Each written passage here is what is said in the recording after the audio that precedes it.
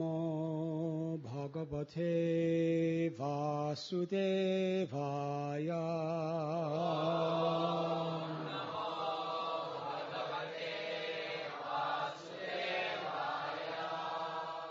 Om Namo Bhagavate Vasudevaya. Suresha Kasma Nahino Shivadram Purastite Vairini Maya Mogham Masam Sayishta Nakadeva Prajra Syanish Balakri Panartheva Yachya.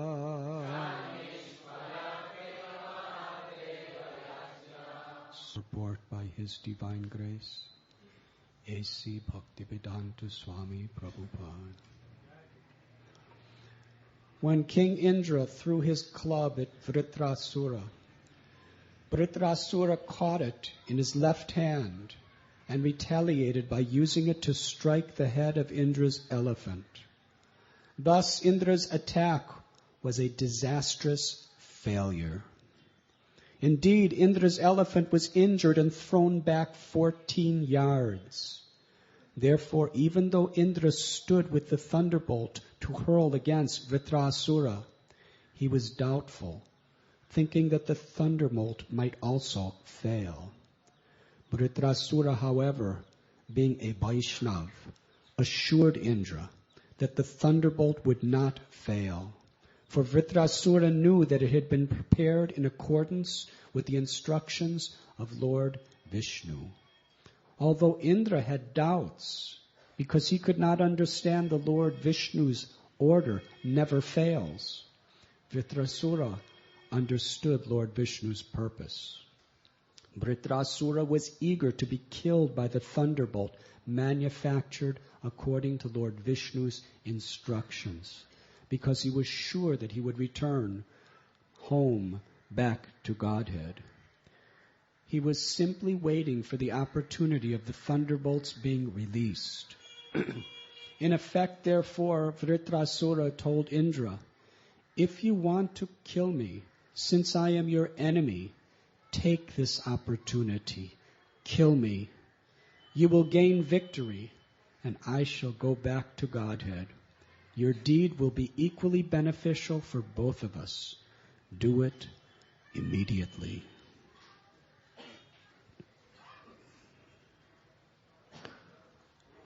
O King of the demigods, since I, your enemy, am standing before you, why don't you hurl your thunderbolt at me?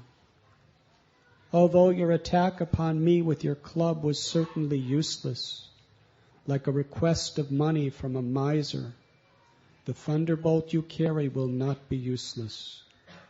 You need have no doubts about this.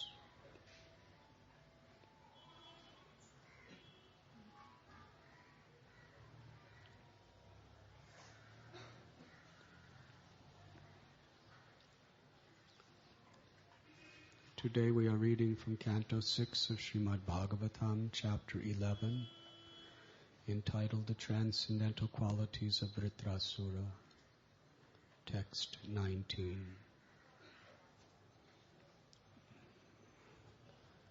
Sri Chaitanya Mahaprabhu instructed the world in the essence of Srimad Bhagavatam, in pure devotional service, through his teachings to Srila Rupa Goswami.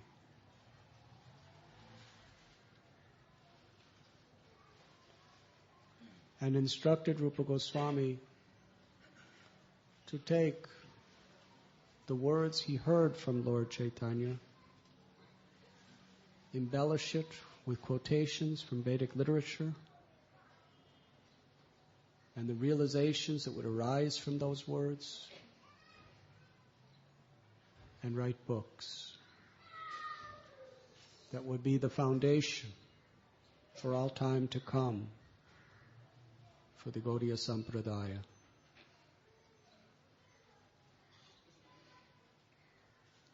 Rupa Goswami establishes the purpose of Bhakti Rasamrita Sindhu,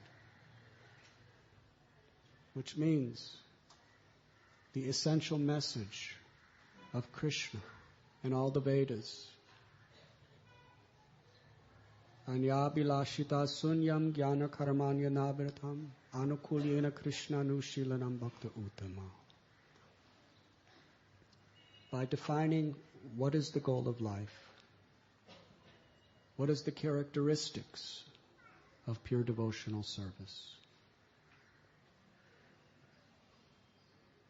It must be unblemished by any separate desire other than the desire to please the Lord, the Supreme Personality of Godhead. No tinge of desire for sense gratification, better situation in this earth planet, elevation to higher planets. No tinge of desire for mukti or liberation.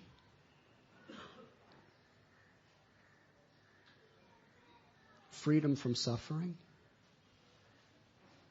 No tinge of any desire for mystical cities,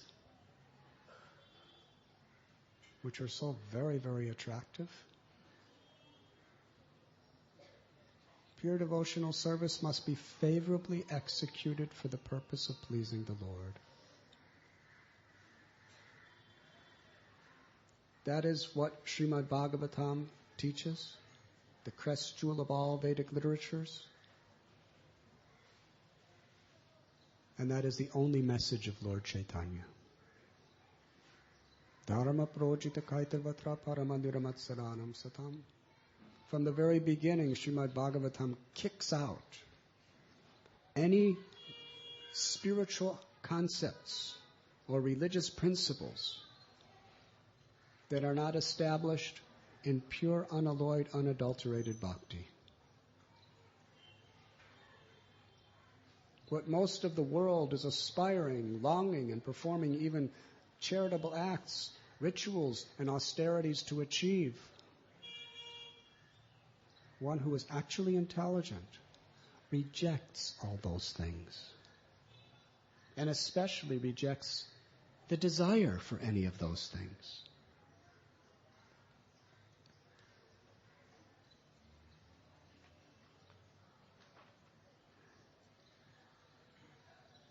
To understand the difference between a true devotee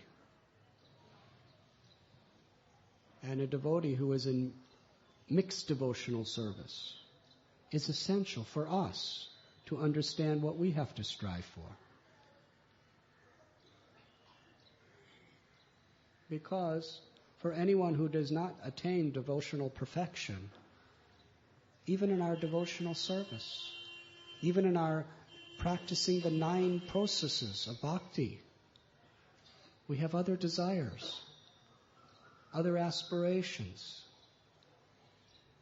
that are definitely within our minds. Lord Chaitanya Mahaprabhu compared all these desires to be like weeds that can choke the real creeper of pure bhakti, which is unmotivated and uninterrupted.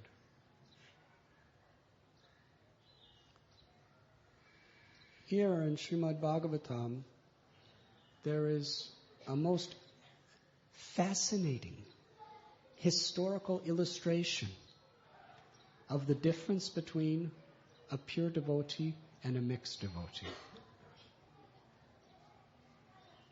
That is in essence what this story is about. Of course, Shukadev Goswami, he is teaching the essence in such interesting ways. Utterly fascinating. Just to hear the philosophy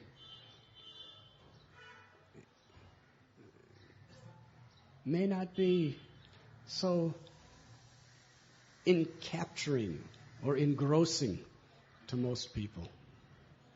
But when the philosophy is contained in an amazing, incredible story which has factually taken place long ago in history, then we listen very carefully.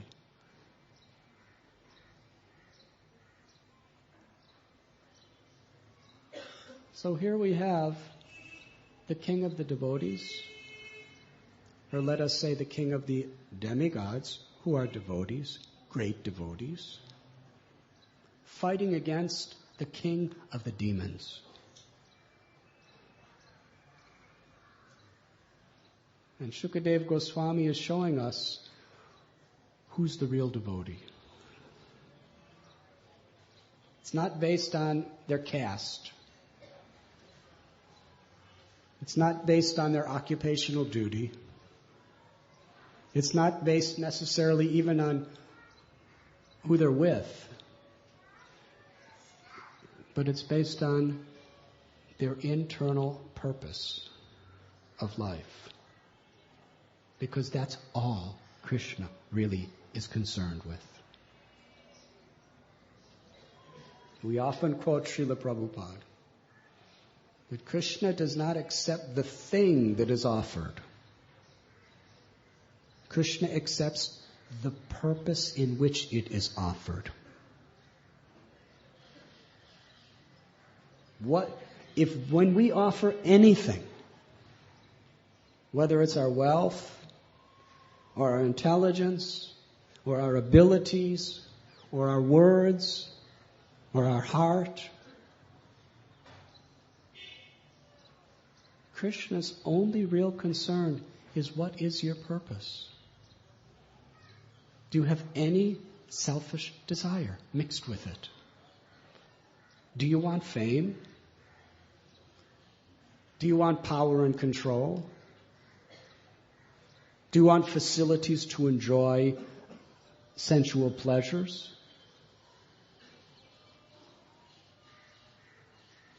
If these are your desires, it is mixed devotional service. The world may glorify you, but the world's glorification is really cheap. It's fickle. All that really matters is Krishna satisfied.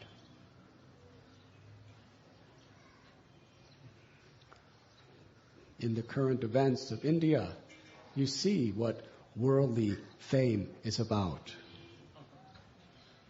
Your heroic cricketers who are on every hoarding, smiling, telling you to buy products, and you run and buy products.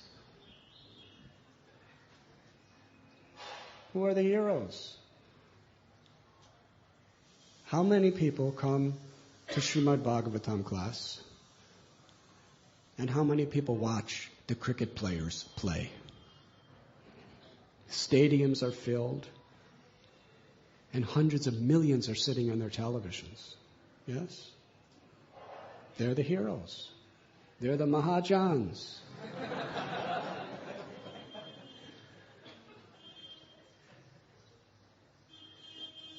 They're famous. But what is the use of their fame? As soon as they lose, people are burning their effigies and throwing shoes at their pictures and cursing them and threatening them to die. Hare Krishna. That's what fame is about in this material world. Like everything else, it's like a drop of water on a lotus flower, a lotus leaf. It's here, it's gone. Why should we be concerned? However great we are, at any moment our fame could become infamy.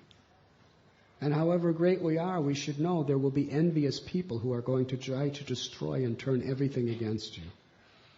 That's the nature of the world. Whatever you're good at increases people's envy. And they'll do everything that they can to destroy whatever qualification people see in you. Yes? That's what politics is all about. And there's politics everywhere in this world. So a devotee is not concerned with these things. What is the popular opinion? What will make me famous? The devotee is not concerned with what I'm going to get out of this. Because material accumulation is simply like a burden. Srimad Bhagavatam says, if you're drowning in the sea, the heavier your crown is, the deeper you sink. The people are working so hard to get a heavier and heavier crown.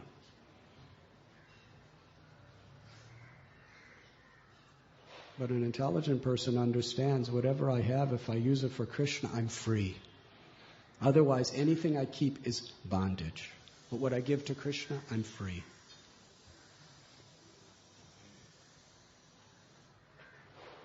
But it has to be given unmotivated. If you give something, but you want something else in return, you're not free. Even your giving is a source of bondage and suffering. This is what Srimad Bhagavatam emphatically teaches us. Let us look at the quality of Vritrasura in this particular incident that we're reading about today. He's completely alone. He's rejected and hated by everyone. How would you like to be in that predicament? First of all, by the inconceivable arrangement of the Lord, by the curse of Parvati, he's become the king of the demons. That means all the demigods who are great devotees, who are the agents of Krishna, hate him. They hate him. More than anything in the world, they hate him. Not hate, they despise him. They're praying, they're longing, they're doing yagyas for him to die. Tell me, how many of you would like all the millions and millions of demigods praying, performing yagyas, doing their services with the prayer that you will die? That's serious energy. And all the sages and rishis. All the sages and the rishis, except maybe a few very, very enlightened Paramhamsas who aren't even involved in this story directly now. They're not saying anything. They're just watching from a distance. But all the sages, they're always on the side of the demigods. And we read here, they're all praying and doing yagyas for Vritrasura to die in hate. None of them, none of the demigods, none of the rishis understand that he's even a devotee. They just see him as a dangerous demon. So the only people he has that are the slightest bit favorable to him is the demons. Nobody else. And out of his duty, he's leading them to fight. And the demons are really proud warriors. They're throwing all their weapons. And they really think they're going to win. Why? First of all, because they're so powerful themselves. They have such weapons. But mostly because they have Vritrasura as their leader. Who can defeat us? So in great enthusiasm, they attack. And they shower the demigods with massive quantities of weapons. All varieties. You can't even see the demigods. They're just like under a cloud, black cloud of all these dangerous, murderous devices. And they just keep shooting and throwing and catapulting more and more of these deadly weapons. But then what happens is the demigods clear them all away, and they're still standing there, completely ready to fight. Now at this time, the demigods didn't even start to fight back. All they did is not be destroyed by the demons' weapons. And because of the demons' false pride, the fact that they could not destroy the demigods, they became so fearful, they ran away. Demigods didn't even do anything to them, but they're running away. Because they couldn't do something to the demigods, they understood they will do something to us. And as they're running away, Vritrasura is chastising them. What are you doing? Why are you so attached to this material body? Don't you know that death is inevitable? If you die a glorious death, that is most good fortune. You're going to die. If you die an inglorious death, your life is a waste. He's preaching to them. Come back. Don't be such cowards. Why are you afraid of dying? Do the right thing for the right cause. You're demons. You have to fight. Fight! And then he cites how there is two ways to have a glorious death. One is by an entire life of practicing devotional service. One concentrates his mind on the lotus feet of the Supreme Personality of Godhead and dies. That is one type of glorious death.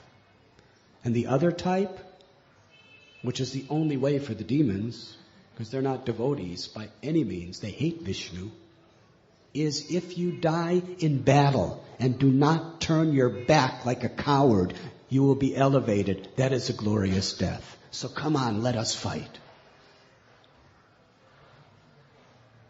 The demons, they rejected Vritrasura and kept running away. Hare Krishna.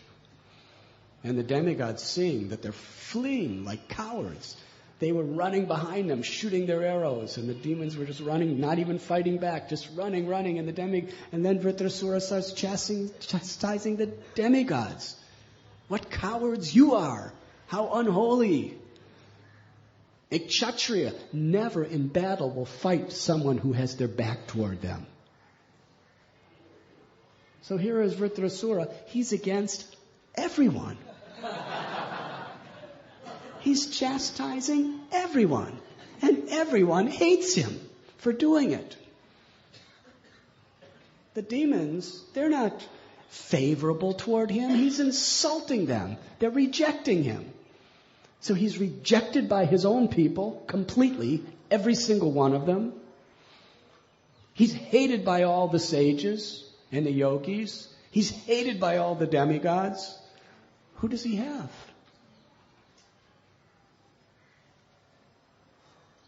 But he doesn't care. Because he's a pure devotee. He knows in his heart of heart that he is executing the desire of Krishna.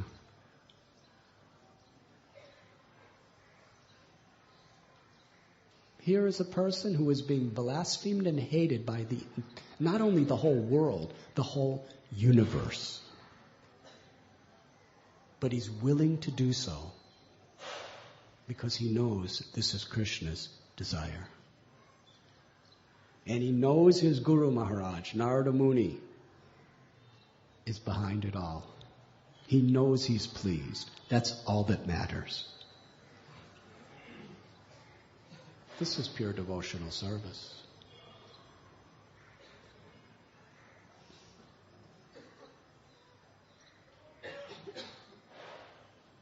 Vritrasura is fighting with Indra.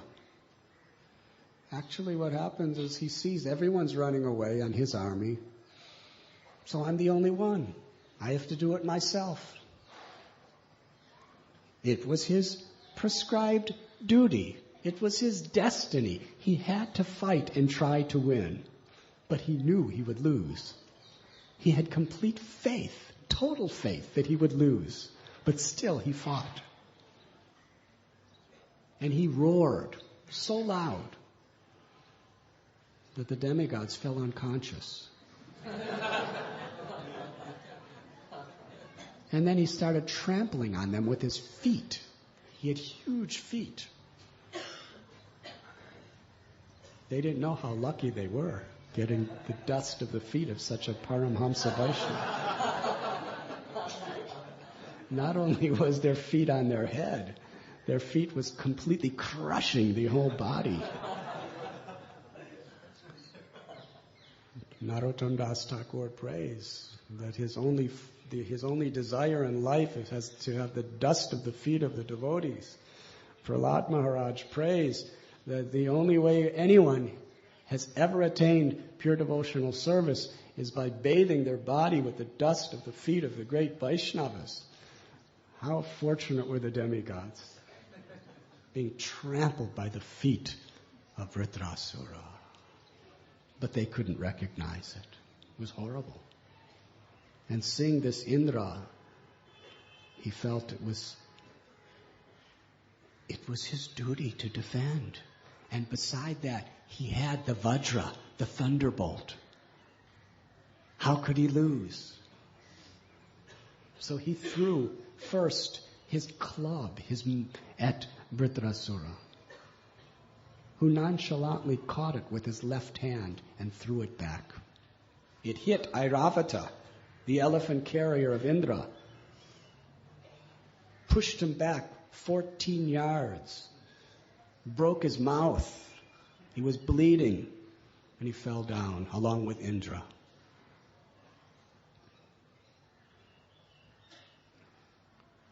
Now Indra, such a mystical yogi he was, just by touching his elephant, he put nectar in him and brought the elephant immediately back to his full strength. But Indra was discouraged. He gave up all hope. Because if my club, which is so powerful, had no effect against Vritrasura, it's hopeless. There's no use fighting. I'm finished. And he just stood there lamenting. And Vritrasura is preaching to him.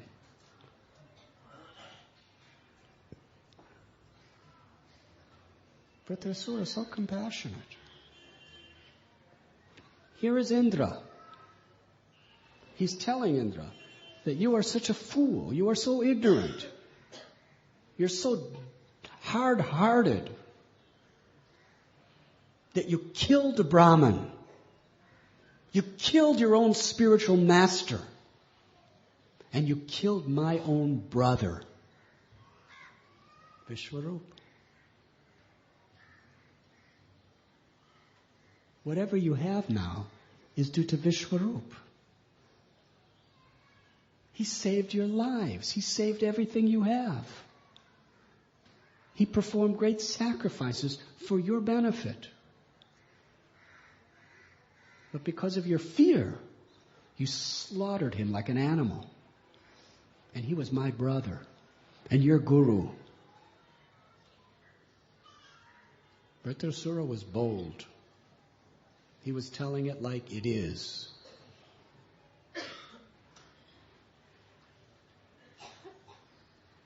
But don't you see, Indra, that thunderbolt of yours was made by my brother, by Dadichi. It was made from the bones of Dadichi. Not my brother. Dadichi gave up his life to give you that thunderbolt. And it was all done under the direction of Vishnu. It has to kill me. It's Vishnu's will. It has to kill me.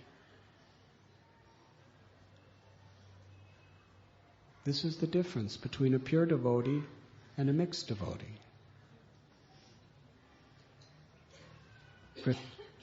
Vritrasura had complete faith in Vishnu, and Indra did not.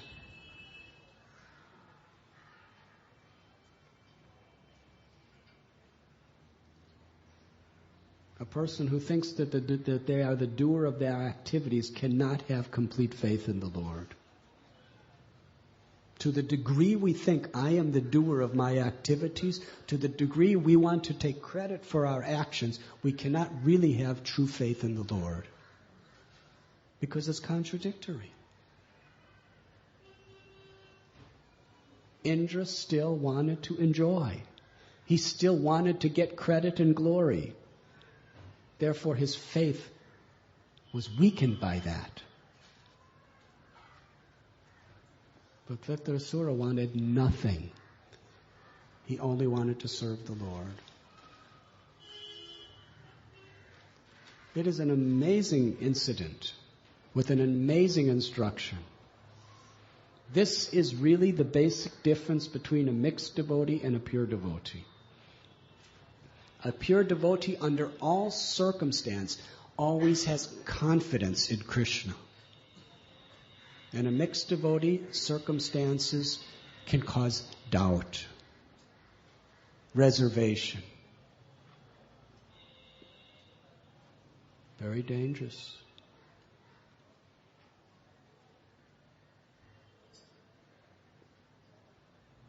Indra is thinking, I'm the doer. I cannot kill him.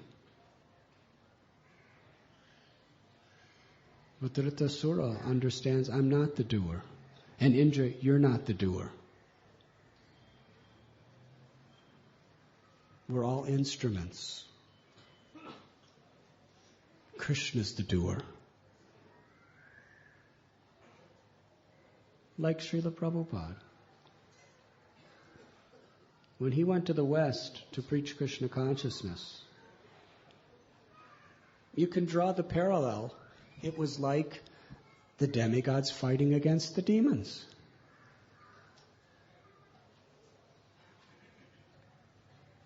An entire demoniac civilization. He was fighting against Kali and all the powers of Kali. Can you imagine? 70 years old. He's coming out of Vrindavan. Small man. With nothing. Didn't have an army. He was all alone. Declaring war on Kali and all the forces of Kali. Unbelievable. And there were so many reversals. He fought in Jhansi, and it appeared he lost the battle. Most people would say, at my age, I tried, Gurudev, but there's powers beyond my own. And then he's having heart attacks. Another power of Kali trying to stop him. And then he goes to the West, and he has no support and no help. And even the army of his comrades in India, not a single one was willing to give sufficient aid. Send some men. Send some money. Nothing. He got a couple murdungas and parakartals. That was it.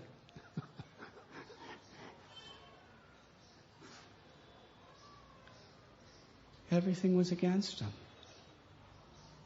But like Vritrasura, Srila Prabhupada had faith. Vishnu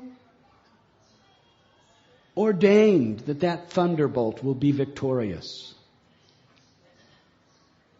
Lord Chaitanya Mahaprabhu, his words came through his own spiritual master, Bhakti Siddhanta Saraswati Thakur, that the holy name will be chanted in every town and village throughout the world. And as Guru said, you go out and do it. Srila Prabhupada had faith in that instruction. In the Jaladutta, Srila Prabhupada writes, I don't have anything except one thing. I have faith in the holy name of the Lord, which is the weapon of the Lord.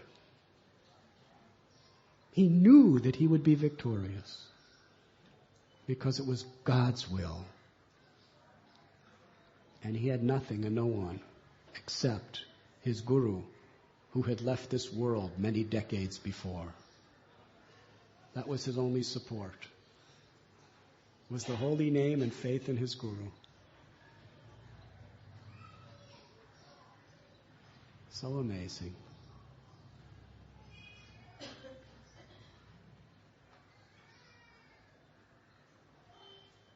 You see, Vritrasura was not thinking in terms of I and mine. He was thinking in terms that everything is Krishna's. Indra was thinking, this is my thunderbolt to be used for my purpose.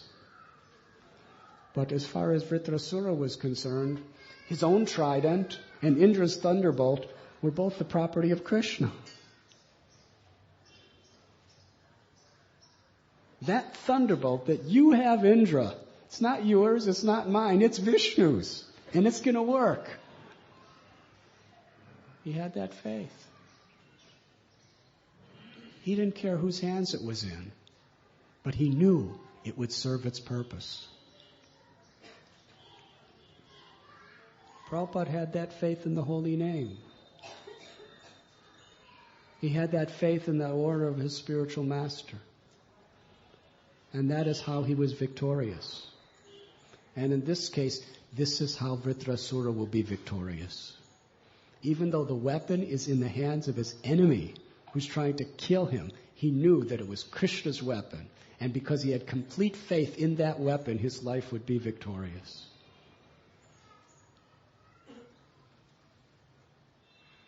And he's telling Indra that you want to win this battle so that you can enjoy the heavenly kingdom. But I want to die and go back to Godhead. So your killing me will satisfy both of our purposes perfectly. Vritrasura was disgusted with this material world. Abrahma bhuvana loka punar avatunarjuna. He knew from the highest planet in this material world down to the lowest, they're all places of misery. He was fixed on going back to Godhead exclusively. Indra wanted to serve the Lord and enjoy within this world. Vritrasura knew, Indra will win but lose. I will lose but win.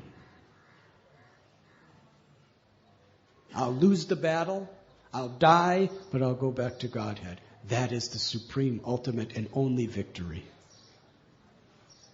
Indra will win the battle, have all the heavenly planets to enjoy, have all the power of the king over the demigods, but will lose because he's a devotee who's entrapped in Maya. Lost the battle. This is Srimad Bhagavatam. Vritrasura, the demon who loses, is the winner. And Indra, the devotee who wins, is the loser.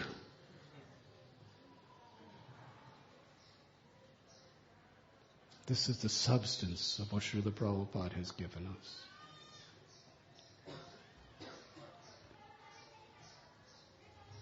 Very difficult for an ordinary person to understand these things. People are struggling and striving with so many efforts to somehow or other maintain this life, which is our duty, especially in the service of the Lord, to maintain body and soul together as far as possible. But for a devotee, the only purpose of trying to maintain and preserve this body is to serve the Lord. Bhaktivinoda Thakur prays, Krishna, if you want to kill me or if you like to protect me, you can do anything you want with me. I'm your servant unconditionally.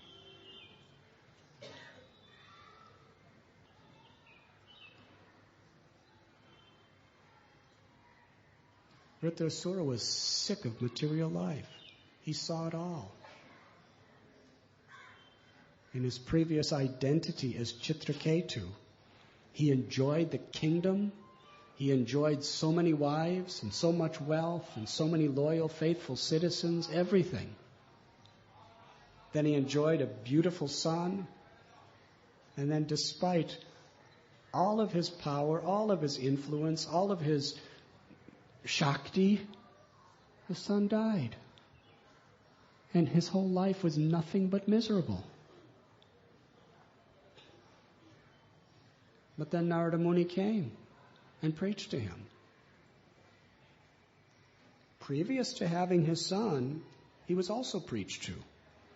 The same basic message, but he couldn't hear it because he was not materially exhausted.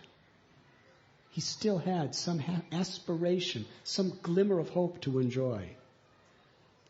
He had no son. He was miserable, yes?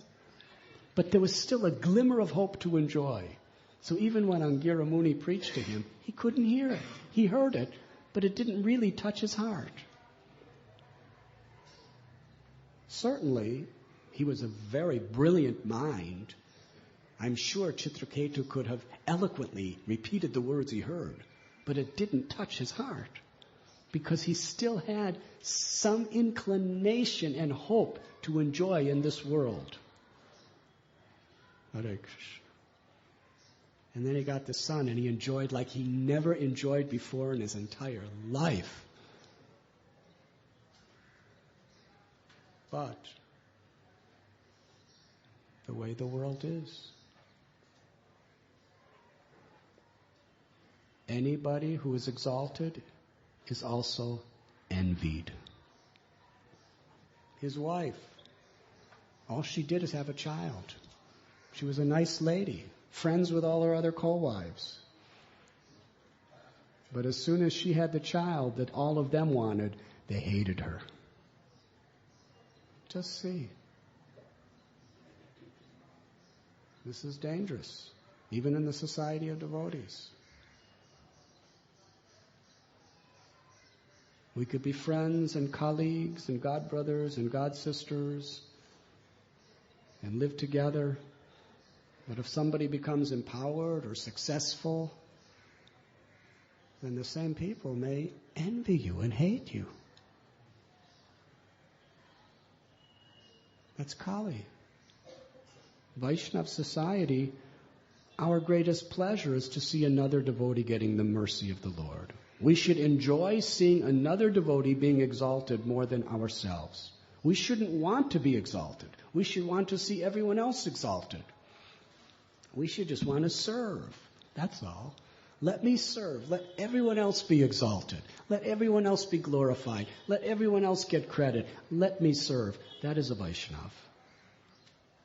To the degree we want it, we're under the influence of Maya. But that tendency is there. Yes, the co-wives poisoned the baby because they couldn't tolerate their co-wife getting more honor and respect than themselves and more attention and affection from their husband. Srila Prabhupada gave example of the disciples who are massaging their guru in different parts of body. And each one wants the guru to think, I'm better than the others. So one is taking their nails and going to the other side of the body and scratching. And another is going to the other side and poking. And another is going to a different side and pinching. Why? Because each one wants the guru to think, I'm better than the others. And what's the result? The guru suffers. And all the disciples make aparads, which destroy their spiritual lives. The actual sign that we're really making spiritual progress is when we want to see other devotees exalted without concern of ourselves.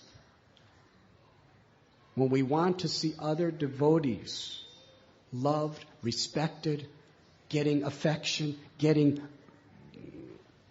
appreciation, and we're simply happy to serve.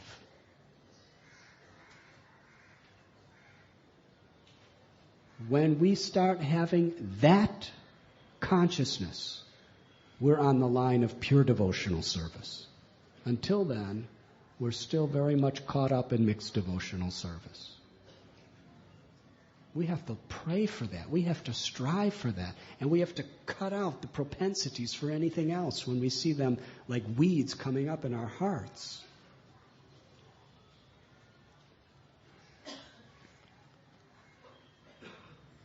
Chitraketu was devastated when his son was killed. Then when Narada Muni came and spoke to him, he heard everything, because he had no longer a glimmer of aspiration to enjoy in this world. Then he could hear. And he enshrined those words in the core of his heart. And Narada Muni even brought his son back to life to preach to him. Then when the son died again, Chitraketu was very ecstatic. Yes, go back to Godhead, my son. I'll join you. He didn't care anything for this world. He only cared for Krishna. He completely surrendered and gave all credit to Narada Muni, nothing for himself. And that is how, when he was misunderstood by Parvati and cursed and criticized, chastised. How would you like to be severely chastised by Parvati, the presiding deity of the entire material nature? Hare Krishna. He took that chastisement with such humility. Yes, Mataji, what you're saying is very good.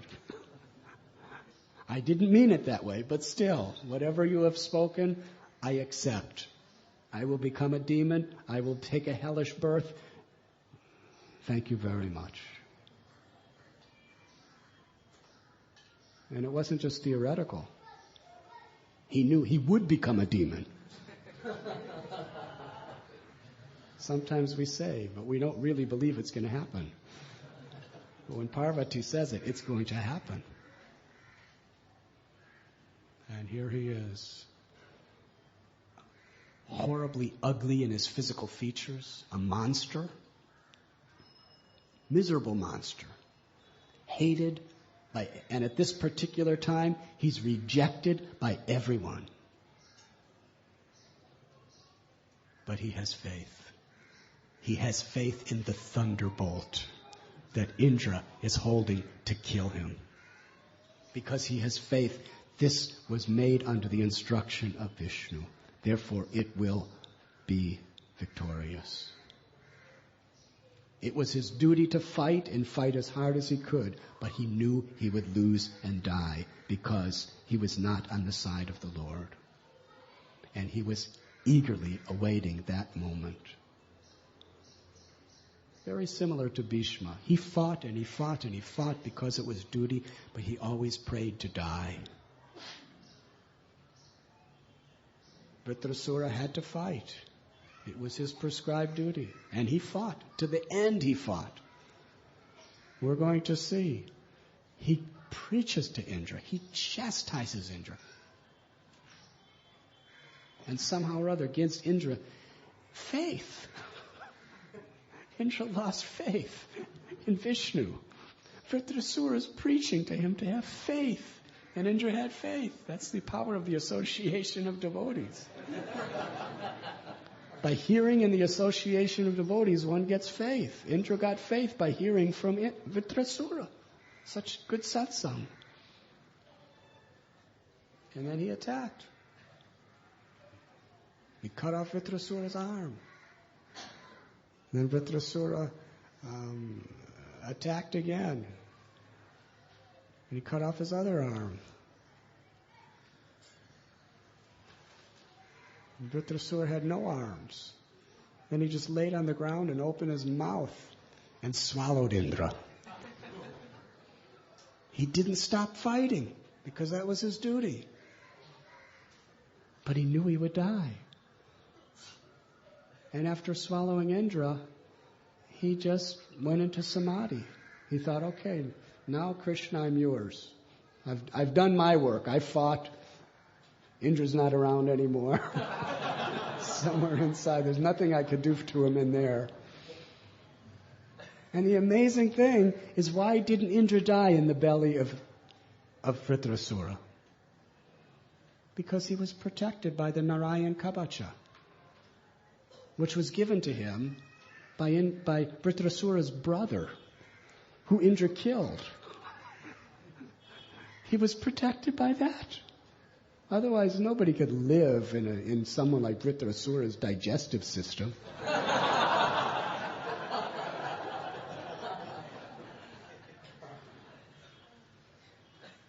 But Vritrasura's brother gave him the armor by which he could survive in that situation. And he had his thunderbolt. Vritrasura just completely fixed his mind on the beautiful form of Lord Shankarshan and went into total samadhi, gave up all external consciousness. And meanwhile, Indra, with his thunderbolt, he pierces through the abdomen of Vritrasura and comes out. And Vritrasura is just completely in ecstasy, out of this world, meditating on the Lord. Now, how many of you could be so fixed in meditating on the Lord that you're still alive, you're not under any anesthesia, you're just the meditation on the Lord is so engrossing that someone can just, with a thunderbolt, pierce through your belly, and you're just like this. And then Indra, with his thunderbolt, is trying to cut off Vritrasura's head. Now, this is a thunderbolt. This is not just a surgeon's scalpel. This is a thunderbolt made out of the bones of Dadichi, made under the instruction of Vishnu. It's the most powerful weapon in the whole material world. And Indra's just, with that fiery, burning, razor-sharp thunderbolt, he's just gashing it again and again to cut off Vritrasura's head. Now, usually in a situation like that, you want a fast death, right? It's not that you want it to last a year. But his neck was so stiff because he was in samadhi. It took Indra 360 days, 1 full year, to penetrate his head, to penetrate his neck. And that whole year, with a hole in his stomach and his head being sawed off, Vritrasura didn't even know what was happening. He was completely immersed in meditation on the form of Lord Shankarshan, his beloved Lord. That is absorption. And then after the year, when his head finally was cut off, then only did Vritrasura die. And the light of his soul was seen by all the demigods to go directly back home, back to Godhead. Then they realized who Vritrasura was. It is common in this world that you don't understand the glory of a person until they die. This is a very classic example. They hated him as a demon. But Indra Actually, at one point on the battlefield, because Vritrasura was preaching so nicely, Indra knew, you're a pure devotee, I'm not. Indra practically accepted Vritrasura like a guru. He had to kill another guru. He already killed one guru, now he had to kill another guru. But this time it was under the instruction of his guru. This is really an amazing thing. Guru is telling you, kill me, kill me. And he's trying, he's doing. This is Srimad Bhagavatam philosophy. Pure, undemotivated, uninterrupted devotional service. If we have possessiveness like Indra, our faith is not pure. But because Vritrasura relinquished all possessiveness, his faith was very pure. How amazing. His ecstasy in life was faith in the weapon in the hand of the enemy that wanted to kill him.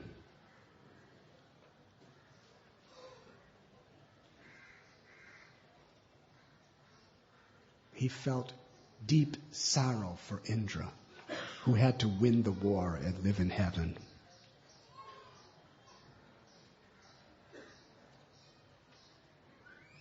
Srila Prabhupada named his magazine Back to Godhead. We distribute it. We may even sometimes read it.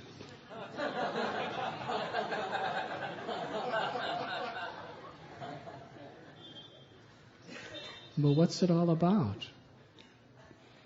That innocent title, Back to Godhead, that Prabhupada put on it, is so deep. This is what it means. We're reading about it in this particular Leela today, what it means to want to go back to Godhead. Thank you very much. Is there any questions? Yes, Ananda Vrindavan Prabhu.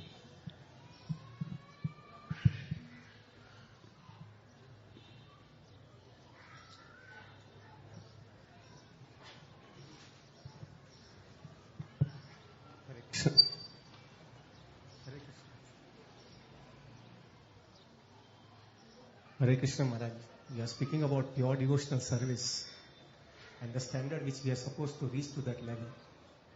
But seeing such a high standard of pure devotion platform which we are supposed to attain, if even we are trying, but the standard which Vritrasura is showing it, I think so it is so difficult. And even if we don't reach to the pure devotional standard, we are not going to get the lasting peace or the lasting bliss of Krishna consciousness. So now the thing is this way, that the age is increasing. We have spent so many years in Krishna consciousness, but the result is not coming up. Very less years are there in this material world. And the attainment of the goal is not going to be achieved. Then we have missed the bus. So now the age is small, the time is less, and the process is too long. The lesson is to be learned is too long or too big. Now what to do in these circumstances? Because we also want to have that place or that nectar which Vritrasura is attending, although the death is coming, but they are ready for it. We have not reached it. So can you just show us that what is the lesson or how to achieve that thing in such a short span of time which we have in this material world and finish it off?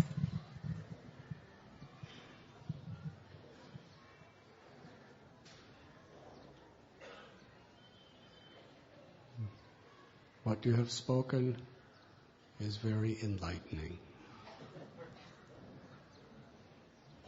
It is the beginning of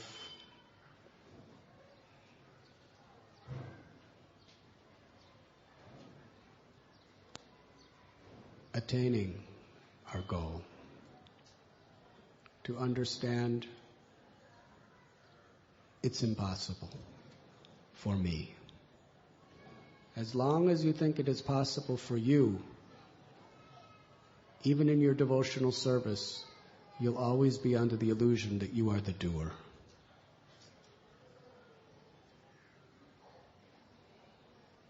Real devotional service is to understand it is impossible. Only by the grace of Krishna, only by the grace of Vaishnavas, it is possible.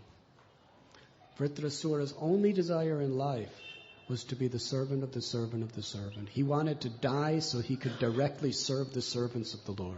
That's all, nothing else. But he understood that it was only possible by the Lord's grace, by the grace of the Vaishnavas. It is impossible for you and me and all the rest of us. And that's the beginning, to realize that it's impossible. I can't do it. I have to give up thinking I'm the doer, and I have to surrender. And how do we surrender? Vritrasura actually surrendered in faith to that thunderbolt. He knew it. The thunderbolt represented the will of Vishnu. That's what it was about. That thunderbolt is the representation of the will of Vishnu.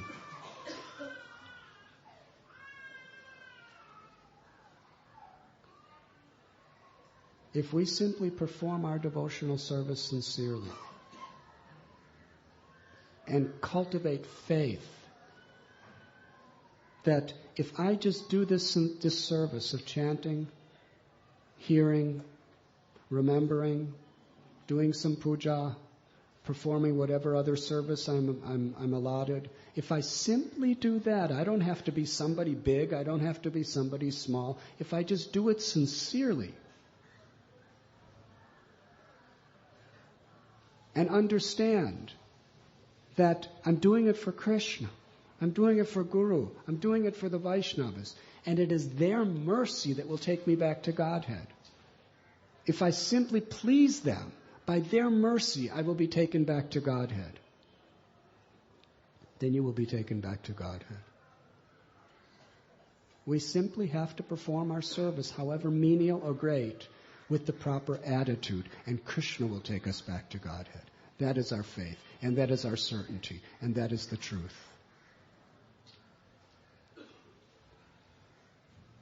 Yes, we have so many anarthas, and Krishna is not taking them all away, because he wants us to become more humble. He wants us to become more sincere. He wants us to cry out for his mercy more sincerely.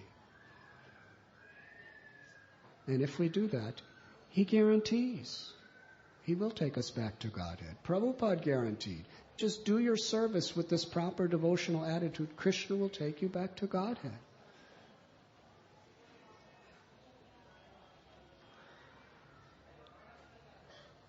So you didn't miss the bus. You're on the bus, and you're on the right bus. But don't get off. Because there's many stops. And every stop there's so many restaurants and hotels and cinemas and so many other attractions. Just stay on the bus. And just have faith. If I just stay on this bus with the proper attitude, Krishna will take me back home, back to Godhead. Internally, we simply have to surrender with faith in Krishna. That's the difference between bhakti and other processes. On the path of bhakti, we're completely dependent on Krishna's mercy.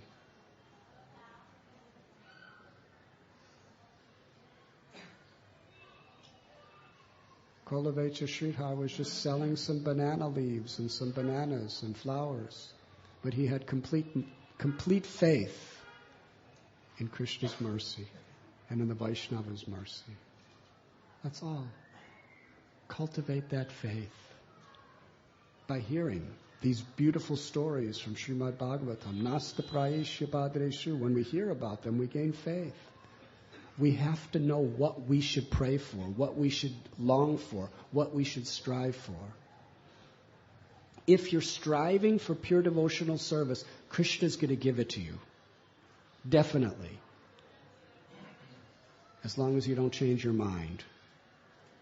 If you're striving for mixed devotional service, Karma Mishra Bhakti or Jnana Mishra Bhakti, Krishna will give you that. If you want fame, if you want prestige, if you want power, if you want control, and you're doing your devotional service, Krishna may give you those things.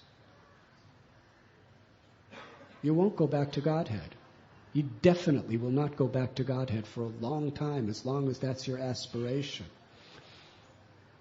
But even if we have so many material desires and so many obstacles and anarthas within us, if our mind is fixed, this is what I want. I want to be humble. I want to be sincere. I want to be pure. I want Krishna is the center of my life. I want to be the servant of the servant of the servant. If you simply cultivate that desire as your ultimate goal, to be the servant of the servant, and you strive and orient your life to try to fulfill that desire, you will definitely go back to Godhead. Because Krishna sees your desire and He will intervene in your life. Preserve what you have, carry what you lack. Does that answer your question? So you should be happy and hopeful, providing you're on the right bus. And you stay on. Yes, Govinda Prabhu. Oh, Gauranga Prabhu. Just this point which you mentioned, that Vritrasura was so much hated by everyone, and he was also chastising so many demons and others, and he was having this situation where he was pleasing his guru Narad Muni, and he had connection with Krishna. So then someone may feel that, okay, that if I do not have very good relations with people around me, then I'm also following in footsteps of Vritrasura. Because I have direct contact with Krishna and Guru is pleased with me and he has no issues with me. But these are other people who don't understand me and don't know what is my real devotion within. So many times we have this situation, and how do we draw that balance? And my second question is... One at a time. Huh? One at a time. Okay.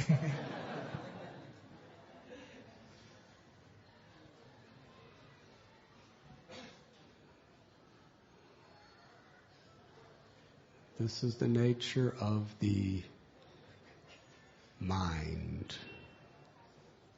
To try to draw certain analogies from the scriptures to justify our own false ego. It's very dangerous. The fact is, you are not Vritrasura.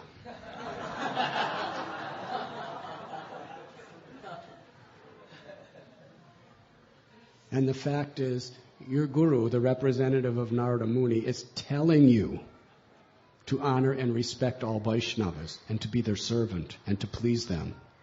That's your order.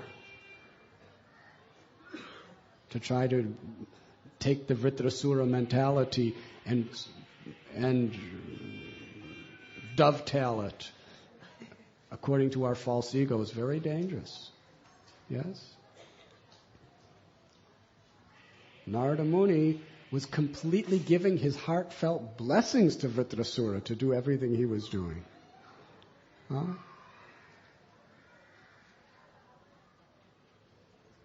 But Srila Prabhupada told us, you can show your love for me by how you cooperate. Yes?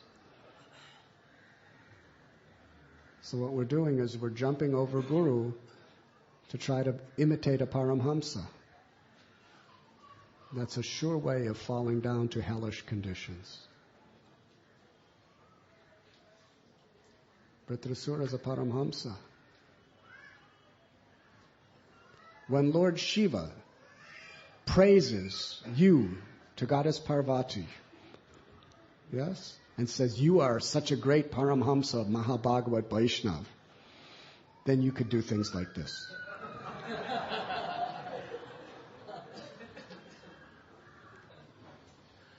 Yes?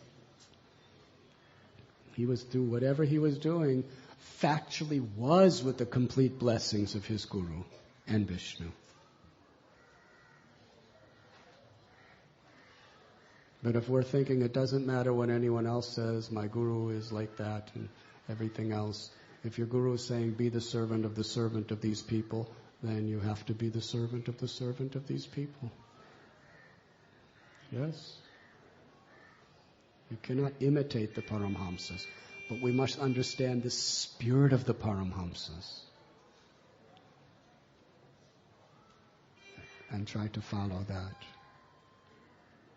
Does that answer your question? Thank you, Maharaj. My second question is, where to draw the line between being responsible and being possessive? Because for someone to really put his heart into something, then he must have a feeling that, okay, this is my area of responsibility. But that may also lead to the second problem of possessiveness. So,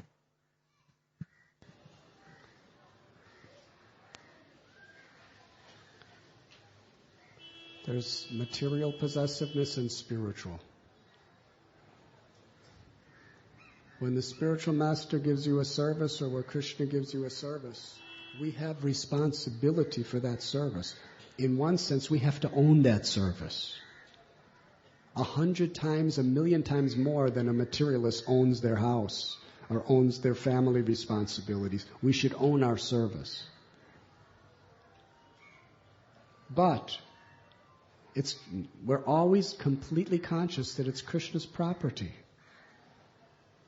We are doing it as a service, not as a proprietor. Yes? We make advancement by taking responsibility.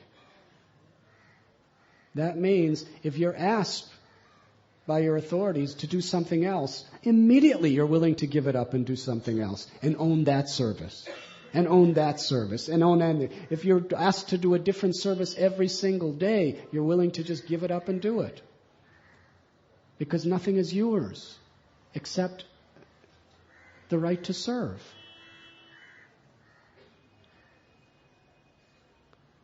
So we should not feel an egoistic possessiveness, that this is mine. All that's mine is the opportunity to serve and the responsibility to serve. Prabhupada said to Krishna in his prayer, let me be your puppet. If Krishna wants the puppet to do a particular service, heart, soul, everything, full responsibility to do that. But if the puppeteer takes you to something else, you give it up immediately and go on. Yes? So there's a difference between taking responsibility for devotional service and thinking I'm the proprietor. You're not the proprietor. You're the servant. And you could go anywhere and do anything. And that was Vritrasura's glory. He was a great king. And he was cursed to be a demon. He wasn't attached to his kingdom. Who else is going to do it? He was like, no. Krishna, you want me to be a demon? I'll be a demon. Hare Krishna. And then he took He took full responsibility as the king of the demons. Krishna gave him that service. He was so responsible. He was leading all the other demons like the best of the kings. Yes? He was fighting for them with his full energy because it was his service. But when Krishna brought him back to Godhead, he fully absorbed himself in that. So be attached to the service. Does that answer your question? But our service is to be responsible. If you have a preaching field, you have to take total responsibility for that preaching field, but never think it's yours. You're doing it on behalf of the higher powers. That's all. On behalf of the higher powers. And if the higher powers want you to do something else, we have no attachment. We're only attached to doing what they want us to do. That is pure devotional service.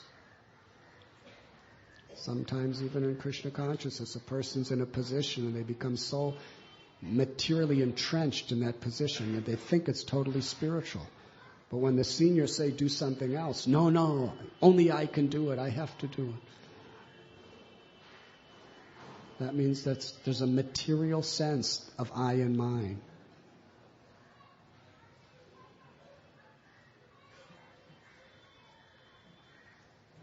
Tamal Krishna Goswami had the biggest, most successful devotee-making, preaching-making project in the entire world. Radha Damodar's traveling Sankirtan party. And he was the main person to develop it into that.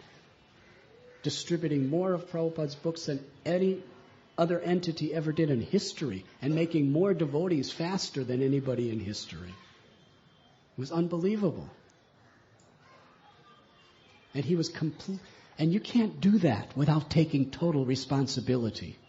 It wasn't that he was just, oh, Krishna, you're in control. I'll do what I feel like doing.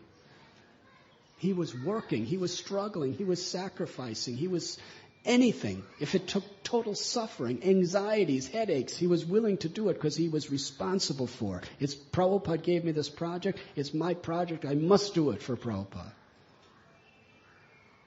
But what was the test of his pure devotional service? Prabhupada told him, I'm taking it away from you now, go to China. In one day. Hare Krishna. Prabhupada said, go to China.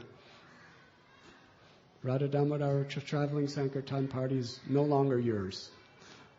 After years of developing it and getting so much fame and glory for it and such amazing results.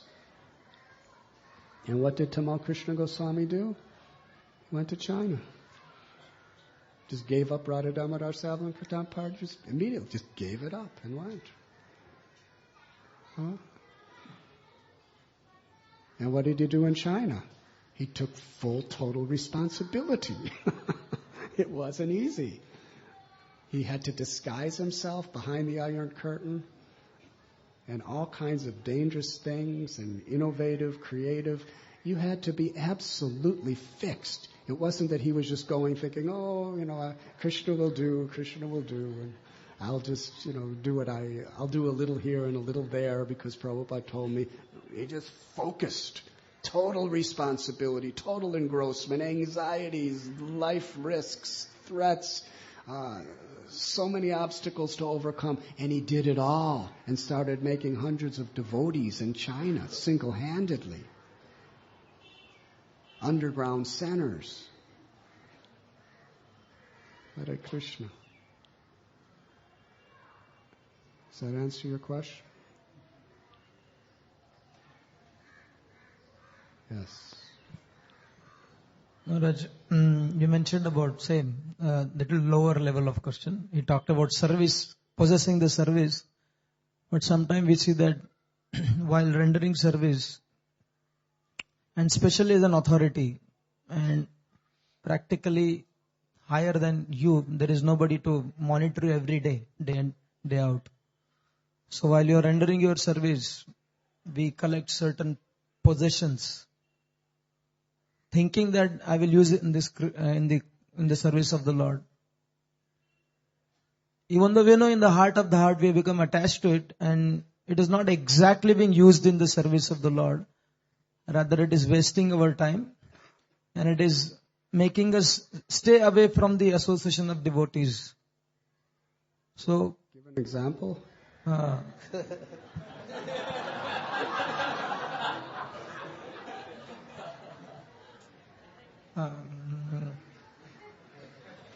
Example, Maharaj, these recent instruments which are coming in the market, jukebox, mobile, laptop, and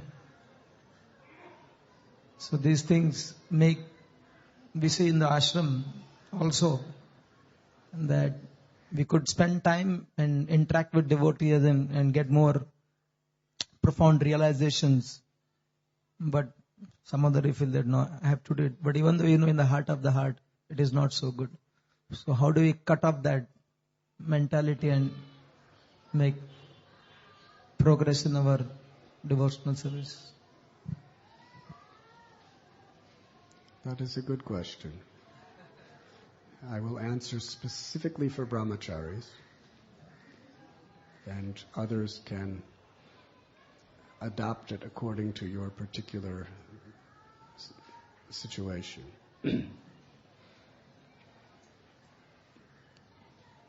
We have to see and keep in focus the long-term result, not only the immediate. There is shreyas and prayas. Something that gives some immediate solution and other things that give long-term solution. Yes? So utilizing these technologies may give some immediate results as far as different types of outreach and different types of preaching and different types of creative formats and things like that. However, I warn anyone that if you become too engrossed in that, pretty soon you're just going to be working a job and doing it for Maya. Because if you want to survive as a brahmachari, you have to have relationships of hearing and chanting. And the strength of the brahmachari ashram is not just the creative things we're doing today, but it's the culture we're creating for the future. It's not a detail. It is an essential principle that's a matter of life or death for our spiritual status in this ashram. If these various technologies are taking people into their own worlds, into their own offices all the time, just to do their own things, the ashram is going to become weak and diseased, and each member is going to become weaker and more diseased. We can use these things, but not at that cost.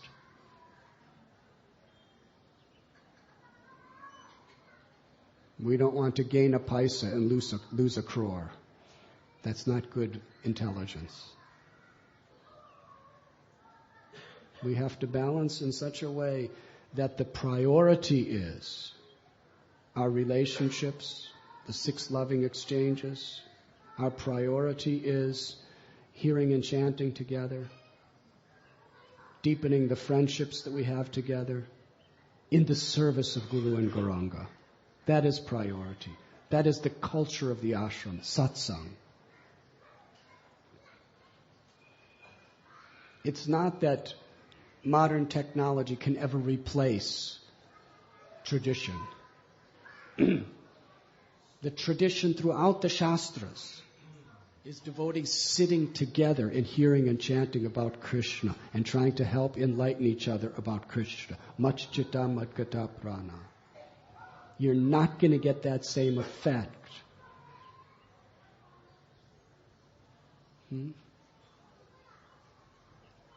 by other means. So it's very, very important. The best thing in the ashram is to develop these types of relationships, to read Prabhupada's books in book form. Engross our minds in reading Prabhupada's books with the paper in print. And study comprehensively, and then discuss it amongst one another and serve together. And use this other technology only when, for a particular specific service, it will be very, very constructive and useful. But it should not take us away from the culture. It should not destroy the culture.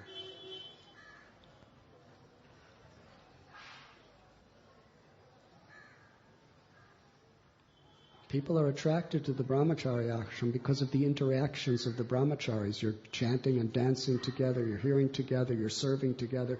Nobody is attracted to this ashram because of what people are doing in their back rooms on their computers.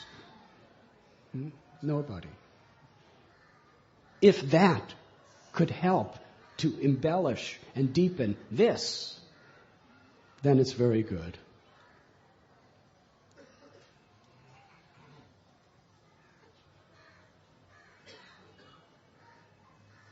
Does that answer your question?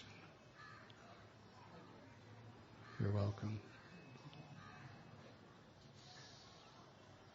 But if there is a particular service, particular valuable service that we have blessings to do, and those technologies are actually helping us, then that's very good.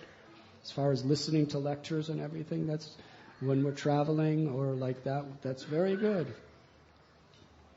But shouldn't divide us. It should not take us away from each other.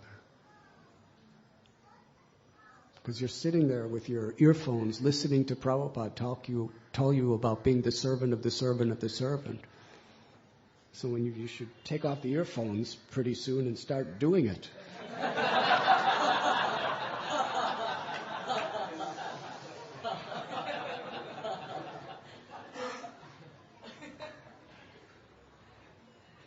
Otherwise, you're not really hearing.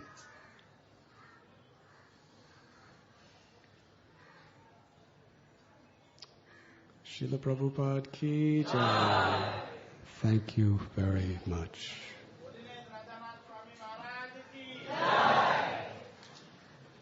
Vritrasura Maharaj ki jai.